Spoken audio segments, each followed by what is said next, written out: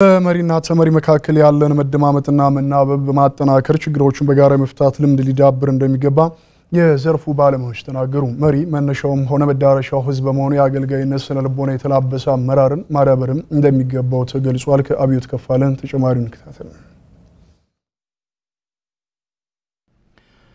የልማት የዲሞክራሲና መልካም አስተዳደር ችግሮች ተፈተው ሰላሙ የተጠበቀና የተረጋጋ አካባቢ ለመፍጠር በመሪና ተመሪ መካከል ያለው ግንኙነት የተናበበና መደማመጥ የሰፈነበት መሆን እንዳለበት የሥራ አመራር ዘርፍ ባለሙያዎች ያስረዳሉ።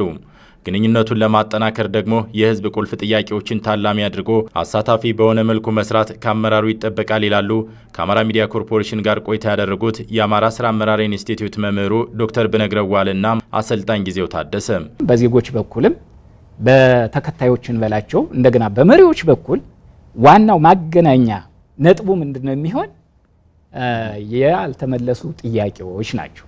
በነገራችን ላይ ዜጎች የምንላቸው ሰዎች ድምጻቸው እንዲሰማ ይፈልጋሉ። ድምጻቸው እንዲሰማ ይፈልጋሉ፣ ጥያቄያቸው እንዲመለስ ይፈልጋሉ፣ ተስፋቸው እንዲለመልም ይፈልጋሉ። በዜጋ ደረጃ በተቋም ደረጃ ብንሄድ ሰራተኞች ድምጻቸው እንዲሰማ ይፈልጋሉ፣ ጥያቄያቸው እንዲመለስ ይፈልጋሉ፣ ተስፋቸው እንዲለመልም ይፈልጋሉ። ከአመራር ይሄ ይጠበቃል። መሪ ህዝብ እንዲያምነው መጀመሪያ መስራት መቻል አለበት። መተማመን እንዲፈጠር መደማመጥ እንዲፈጠር ከተባለ መሪዎች ሁሉ ነገር እኔ ሊጨርሰው ከማለት መውጣት፣ ተግባር ሼር ማድረግ፣ ኃላፊነትን ሼር ማድረግ አለባቸው። ኢምፓወር ማድረግ መቻል አለባቸው። ተከታዮቻቸውን ሁሉ ነገር ከኔ ልፍጀው መውጣት መቻል አለበት። መሪ መነሻው ሆነ የሚያድገው በህዝብ በመሆኑ መሪን በመልኩ መደገፍና ማስተካከል የህዝቡ ሚና እንደሆነም ባለሙያዎች ያስረዳሉ።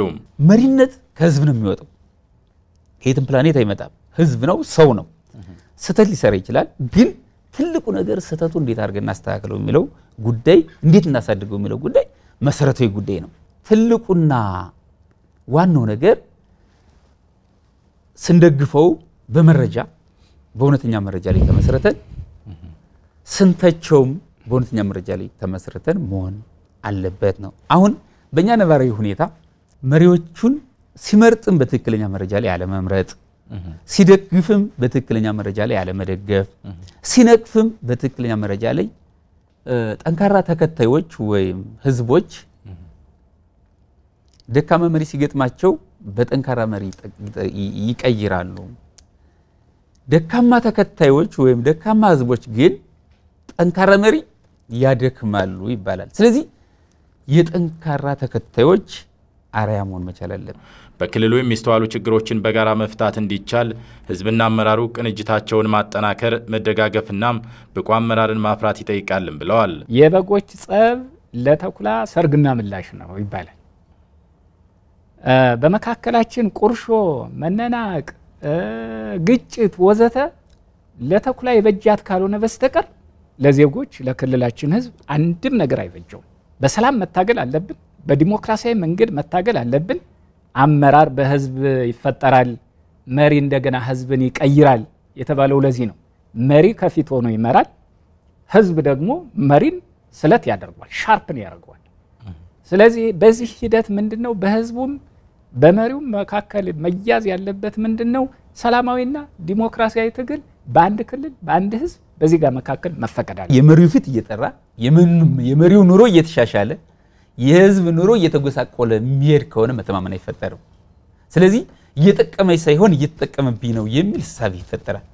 ስለዚህ መሪዎች መተማመን እንዲፈጠር ከተፈለገ መጀመሪያ ከራስ መውጣት፣ ከራስ አስተሳሰብ መውጣት፣ ለራስ ጥቅም ሳይሆን እኔ ህዝብ ላገለግል ነው የመጣሁት ብሎ ማሰብ ይጠይቃል። በየደረጃ የሚገኙ አመራሮች ሙያዊ ልምድና ዕውቀትን በማጋራት አዳዲስ አመራር የማፍራትና የማጎልበት ልምድን ማዳበር እንደሚገባም ባለሙያዎቹ አስረድተዋል።